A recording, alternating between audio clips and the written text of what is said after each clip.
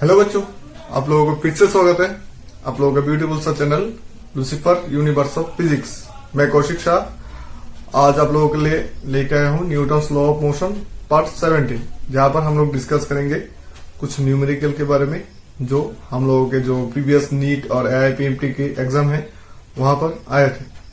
तो last class में हम लोगों ने क्या डिस्कस किया था, वहां पर डिस्कस किया था numerical those are came in IITs।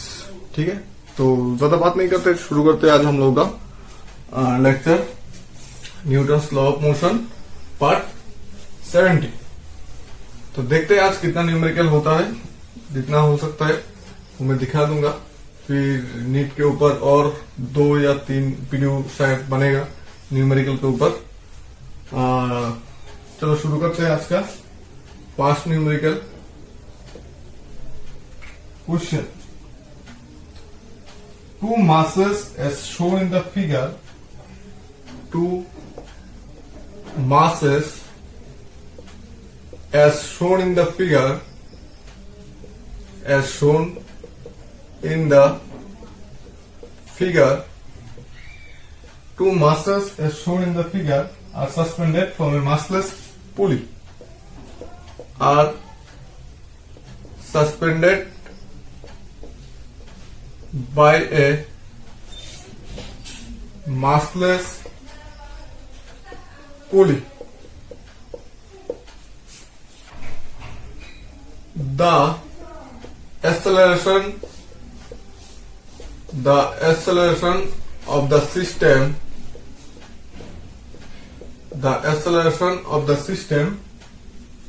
when masses are left free, when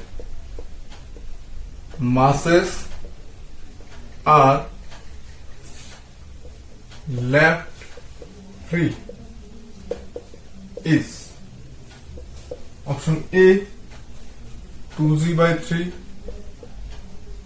option B g/3, option C g/9 and option D g/7। CBSE PMT 2000, CBSE PMT 2000।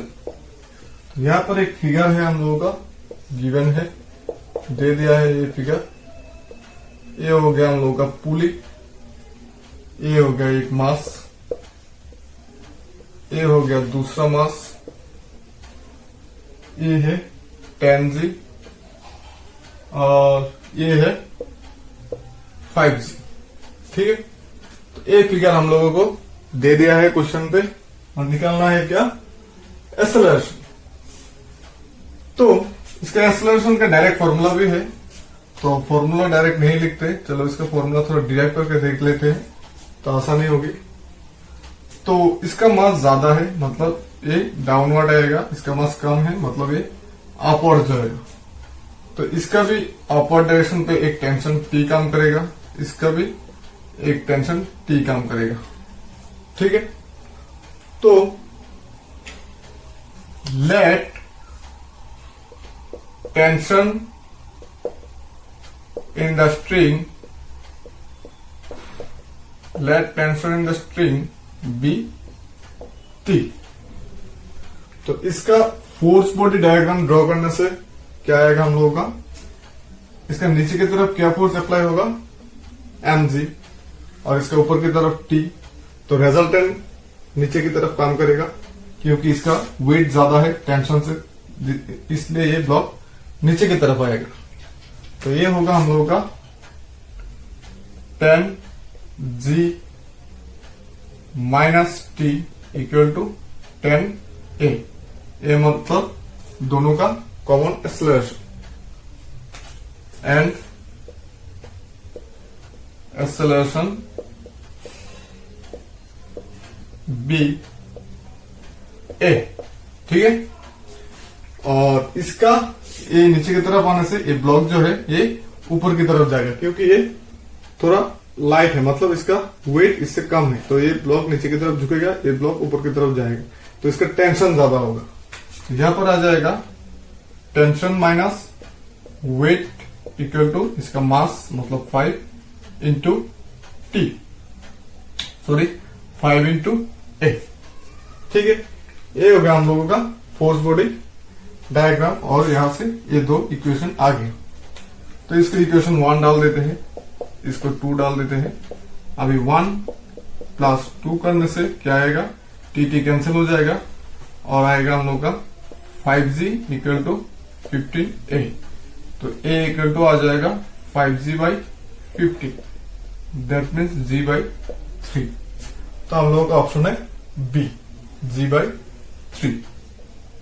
ठीक है, ये ऑप्शन हो गया B and it is our answer. देखो बिल्कुल simple सा question है, बस इसका फ्री बॉडी डायग्राम हम लोगों को ड्रॉ करना है। इसका वेट ज्यादा है इसलिए नीचे की तरफ आएगा, इसका वेट कम है, टेंशन ज्यादा है इसलिए ऊपर की तरफ जाएगा। तो नीचे का वेट माइनस ऊपर का टेंशन माइनस करने से हम लोग को मिल जाएगा force minus force equal to force, and force equal to M है, इसलिए इसका mass into acceleration. Then force minus force equal to force मतलब एम है, तो इसका मास इंटू एक्सेलरेशन। फिर सम करने से हम लोगों का जो ए का वैल्यू है, मतलब ए का वैल्यू कितना आता है, मतलब कॉमन एक्सेलरेशन कितना है, वही हम लोगों को निकलने के लिए बोला है, और हम लोगों का एक्सेलरेशन आ गया g by 3।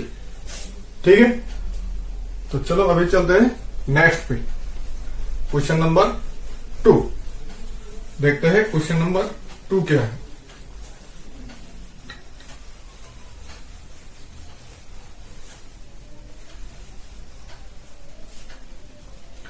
Question number 2.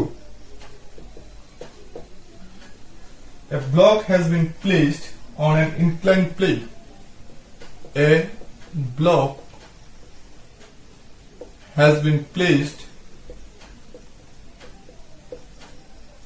on an inclined plane. A block has been placed on an inclined plane with the slope angle theta, with the slope angle theta. Block slides down the plane at constant speed. Block slides down the plane. The block slides down the plane at constant speed, at constant speed. ठीक है, the coefficient of kinetic friction is equal to the coefficient of kinetic friction. The coefficient of kinetic friction is equal to option A sin theta, option B cos theta, option C small g, and option D tan theta. CBSE PMT 1993, CBSE PMT 1993। ठीक है, try करो, बिल्कुल easy है। तो यहां पर हम लोगों को क्या बोला है कि a block has been placed on an inclined plane. मान लो ये एक इंक्लाइंड प्लेन है, यहां पर एक ब्लॉक प्लेस्ड है, मान लो इसका मास m है, with the slope angle theta, ये थीटा है। Block slides down the plane at constant speed, a constant speed से नीचे की तरफ आ रहा है, मान लो इसका वेलोसिटी या स्पीड है v। The coefficient of kinetic friction is equal to, इसका कोएफिशिएंट ऑफ काइनेटिक फ्रिक्शन क्या होगा। As the block slides down the inclined plane, as the block slides down the inclined plane as the block slides down the inclined plane with a constant speed. With a constant speed,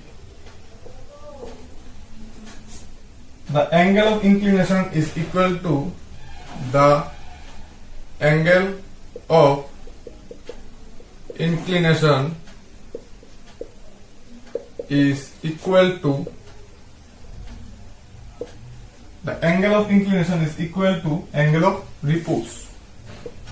Angle of repose. ठीक है. So mu equal to tan of the angle of repose. Tan of the angle of repose. तो क्या आ जाएगा हम लोगों का tan theta, क्योंकि यहां पर हम लोगों को बोला है कि स्लोप एंगल जो है वही रिपोज होगा. मतलब ये जो ब्लॉक है angle of repose and angle of inclination क्या है ये हम लोगों ने थ्योरी में देखा है. तो जिन लोगों को पता नहीं है वो लोग पहले वाला वीडियो देख लो. जो एंगल ऑफ रिपोज है मतलब मैक्सिमम एंगल है जिसमें ये ब्लॉक स्लिप करना स्टार्ट कर देगा. ठीक है.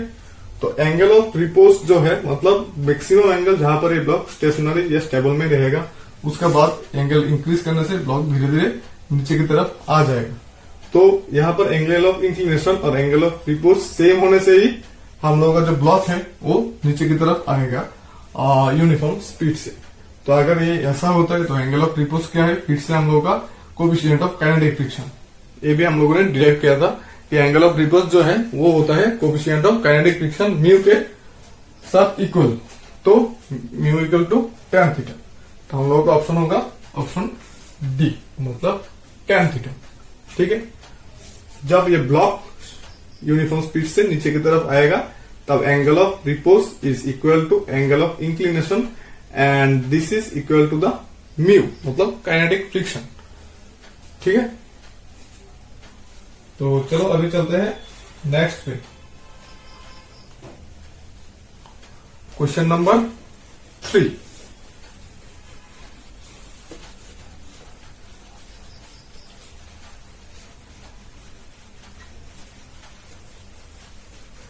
तो चलो देखते हैं question number 3.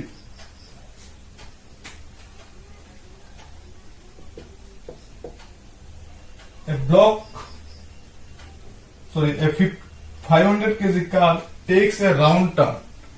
A 500 kg car takes a round turn. Takes a round turn of radius 50 meter. Of radius 50 meter with a velocity of 36 km per hour.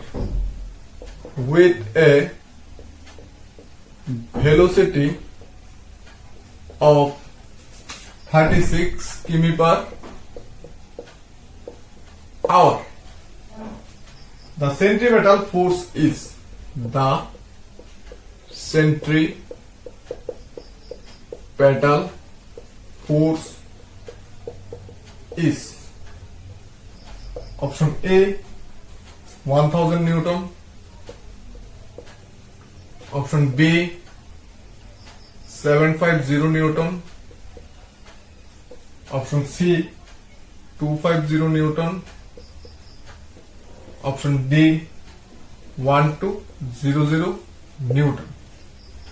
CBSE PMT 1999, AIPMT 1999. ठीक है. तो कोशिश करो. ये तो बहुत सिंपल सा क्वेश्चन है, बहुत इजी है. तो यहां पर हम लोगों को क्या क्या गिवन है. Mass m equal to 500 kg, radius r equal to 50 metre, velocity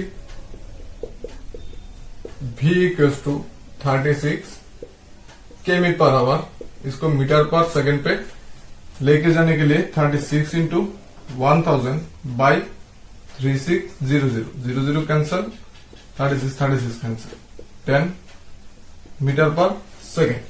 then we no,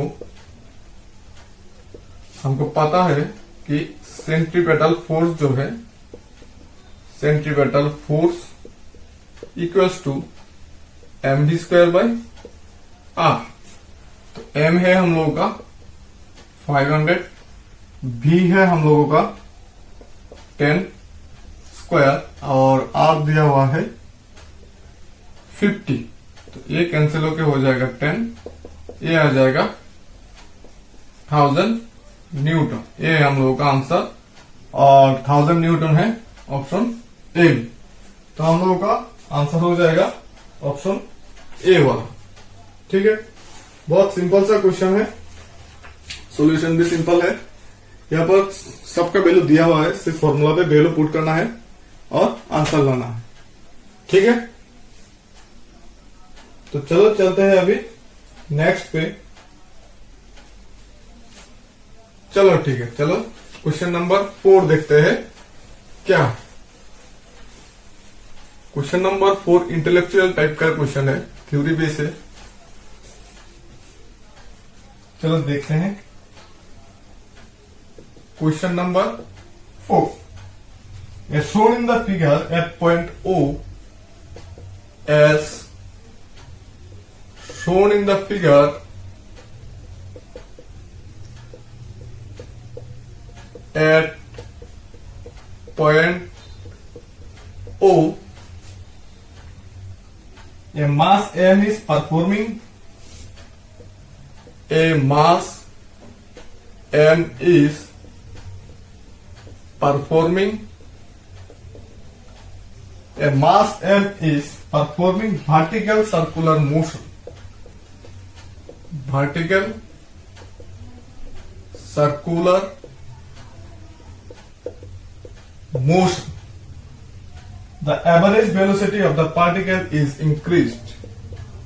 The average velocity of the particle is increased. The average velocity of the particle is increased. Then at which point will the string break? Then at which point the string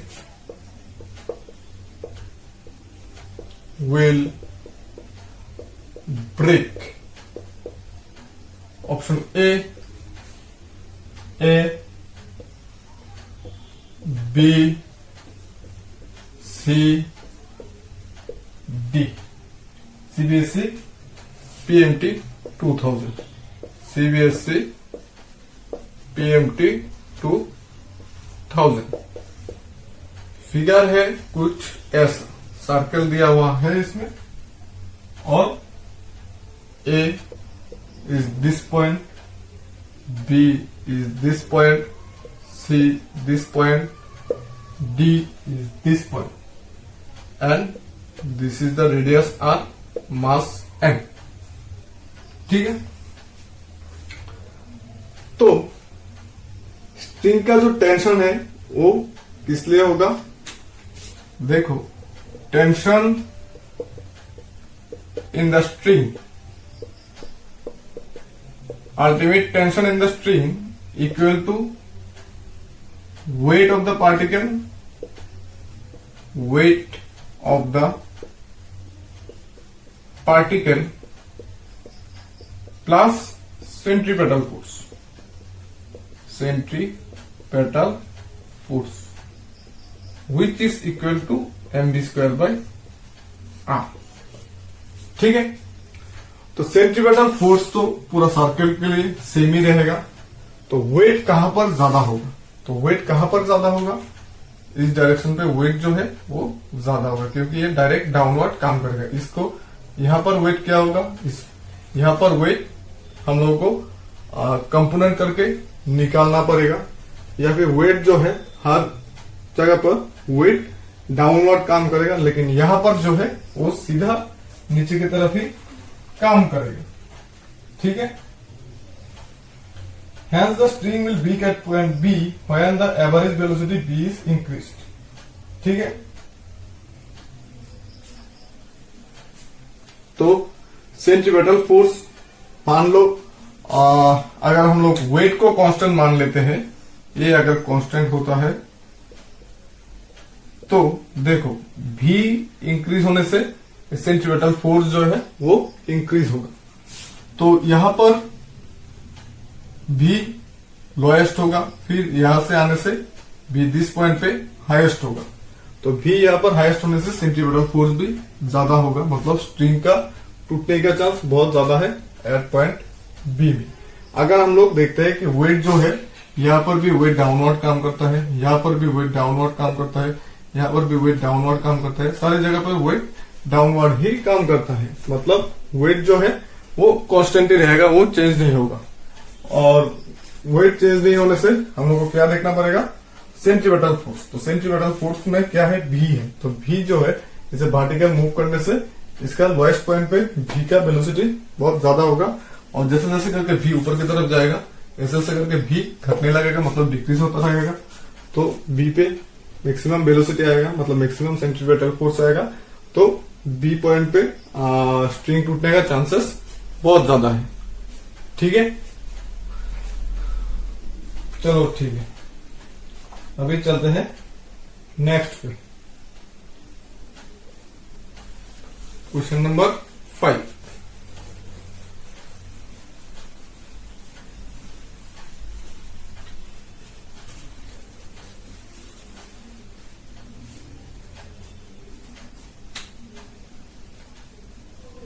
Question 5.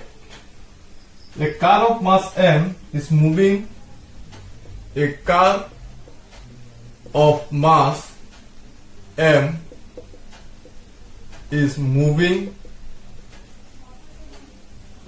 on a level circular route on a level circular track of radius r. Track of radius r. If mu s represents the static friction, if mu s represents the static friction, mu s represents the static friction between the road and tires. Between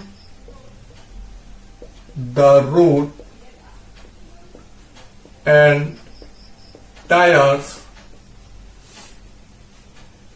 of the car.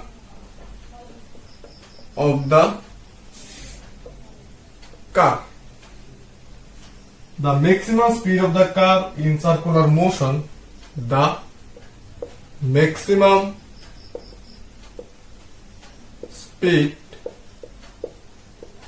of the car. The maximum speed of the car in circular motion. In circular motion is given by option A, root over mu s m r g. Root over mu s m r g. Option B, r g by mu s. r g by mu s. Option C, m r g by mu s. Root over m r g by mu s. And option D, root over mu s r g. Yes, AIPMT Main 2012. AIPMT Main 2012। ठीक है, ये हम लोगों का question number 5। तो इसका theory तो हम लोगों ने पहले वाला वीडियो में देखा है कि वी मैक्स कब होता है। वी मैक्स होता है हम लोगों का root over R G, root over mu S R G for a car moving with safe speed v,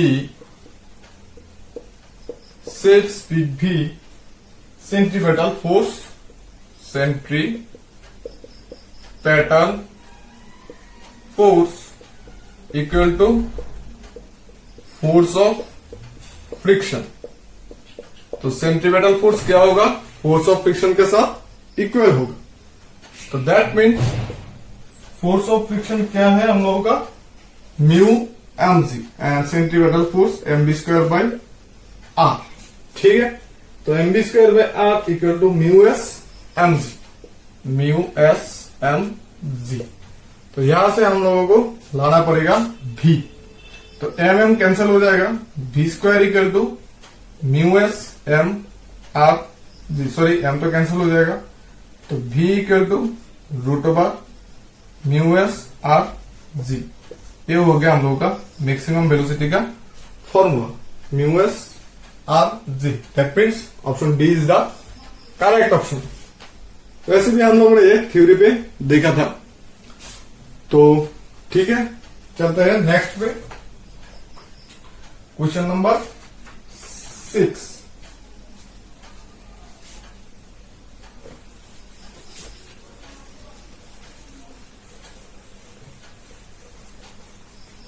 question number 6 भी हम लोगों का पीएमटी में ही आया है। तो 6 देखते हैं, question 6। In a rocket fuel burns at the rate of, in a rocket fuel burns at the rate of 1 kg per second, 1 kg per second. This fuel is ejected from the, this fuel is ejected from the, this fuel is ejected from the rocket with a velocity of, from the rocket with a velocity of 60 km per second, 60 km per second. This exerts a force on the rocket equal to, this exerts a force on the rocket is equal to, option A 6000 Newton, option B 60,000 Newton, option C 60 Newton, and last option, option D 600 Newton। CBSE PMT 1994। तो यहां पर क्या क्या दिया हुआ है हम लोगों को, in a rocket fuel burns at the rate 1 kg per second, मतलब dm by dt equal to 1 kg per second. The fuel is ejected from the rocket with a velocity of u equals to 60 km per second. This exerts a force on the rocket. ये कितना force देगा rocket को, तो हम लोगों को क्या पता, from Newton second law of motion, Newton second law of motion, we can write we can write F equal to m.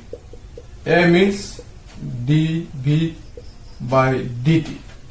तो इसको हम लोग चेंज करके v dm by dt easily लिख सकते हैं। तो v मतलब वेलोसिटी, यहां पर लिख देंगे 60, dm by dt दिया हुआ है 1, तो हम लोगों को आ जाएगा F equal to 60 newton. That means option C is the answer. F equal to कितना आया है 60 न्यूटन। तो ये हो गया हम लोगों का ऑप्शन सी। ठीक है, चलो देखते हैं अभी नेक्स्ट क्वेश्चन नंबर 7। ये भी रॉकेट का ही है, इसके साथ सिमिलर है।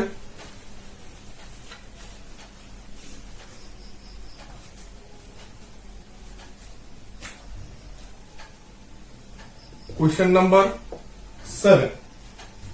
If the force on a rocket, if the force on a rocket moving with velocity of 300 meter per second, moving with velocity 300 meter per second is 210 Newton, is 210 Newton. Then the rate of combustion of the fuel is, then the rate of combustion of force, combustion of fuel, combustion of the fuel is, ठीक है। Option A 0.07 kg per second, option B 1.4 kg per second, option D 0.7 kg per second, option D 10.7 kg per second। CBSE PMT 1999, CBSE PMT 1999। तो if the force on a rocket with velocity u equals to 300 meter per second and F equal to 210 Newton, then the rate of combustion मतलब dm by dt equals to what. तो जैसे कि हम लोगों ने पहले formula use किया था, F equals to u dm by dt, तो यहां से हम लोग लिख सकते हैं dm by dt equals to F by u।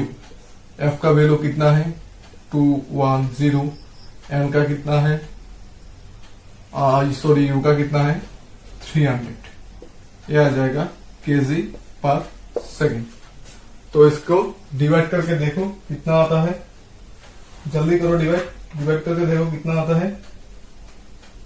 ये आ जाएगा 0.7 kg पर सेकेंड। ठीक है, ये आ जाएगा 0.7 kg पर सेकेंड। ठीक है, चलो ठीक है।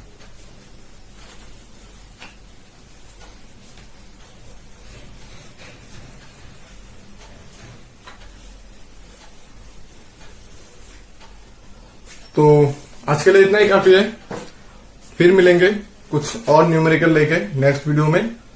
और वीडियो में अगर कोई भी प्रॉब्लम होती है या न्यूमेरिकल में कोई भी प्रॉब्लम होती है तो पहले तो मैंने नंबर दे ही दिया था, उस नंबर पे कॉल कर सकते हो या वीडियो के नीचे कमेंट बॉक्स में भी बोल सकते हो।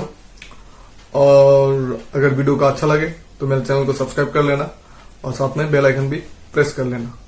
ठीक है, फिर मिलेंगे, टाटा।